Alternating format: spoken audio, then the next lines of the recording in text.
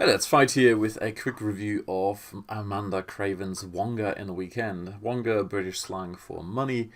And so I had a look at this because I like both Amanda and her work. Not particularly because I was interested in making money in a weekend. So I went in there fairly skeptical. What is this thing you're going to do to make money in the weekend? And initially, the first part, well, it says here in a weekend or a week or even a day.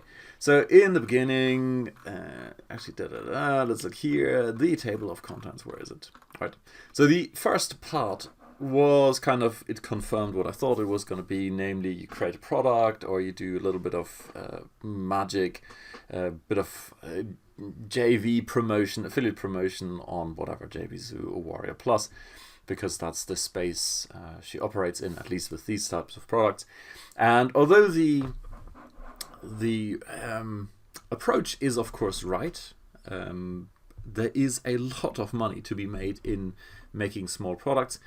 It's a little bit misleading in the sense of all the examples are given in the Warrior Plus and or JV Zoo space, and the reality is internet marketing is a tiny space compared to many other big spaces where you can make so much more.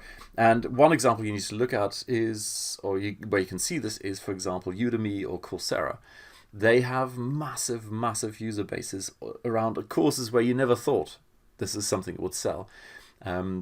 Courses on how to use Word, courses on how to use Excel, courses on how to do statistics, courses on how to do photography. Absolutely massive. So fundamental approach is right, and there are good tips in here, but I would seriously suggest you think beyond that. Anyway, that in itself was kind of, okay, not bad, not fantastic in the sense of, well, actually, let me put it this way. From my perspective, it wasn't really that much new compared to other reports that are out there, so fair enough. But then, but wait, there is more, that classic line. There were a couple of things down here where I thought, nah, thanks, but no thanks, writing services. That's actually, I don't know. She's a writer, so maybe it's natural to her, but most people are probably not natural writers. But then came this stuff down here, and this was fantastic. She has done some major research on the various places out there I never even considered where you can basically do a bit of freelancing work.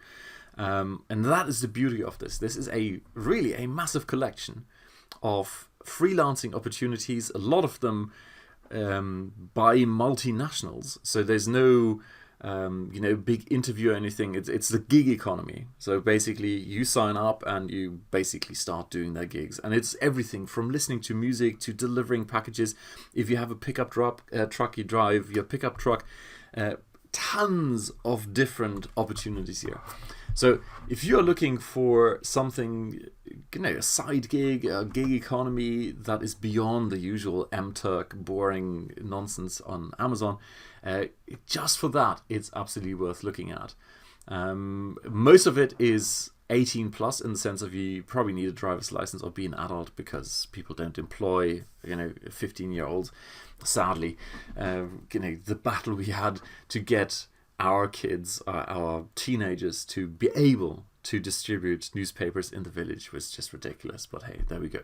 So there you go. The initial part, it's a great idea if you have a skill, if you have something where you have true expertise. Absolutely, I believe it's one of the easiest and best ways to serve an audience and make money in the process. But be aware, the real secret is not in creating the mini report. The real secret is in getting it into people's hands. That's really what it is, and that's not really covered in here. I mean, she kind of touches upon it, but I would say that's almost the 80-20. If you really know your stuff, it's easy to go and talk about something at length.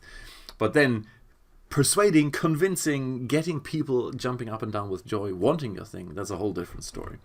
So the approach she takes, which is joint ventures, is of course true, but then that typically requires a little bit of building up relationships. So doing that in a weekend or in a day is probably not going to happen. So, but apart from that, even the gig economy, a lot of them will be then more long term, where you go, well, I'll do this for this summer, or I'll do it for a couple of months, or whatever, how long you need cash.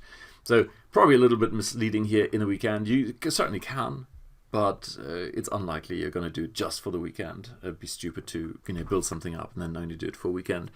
But all in all, especially the second part, very exciting. If you're into a side gig, definitely worth checking out. Alrighty, cheers, bye.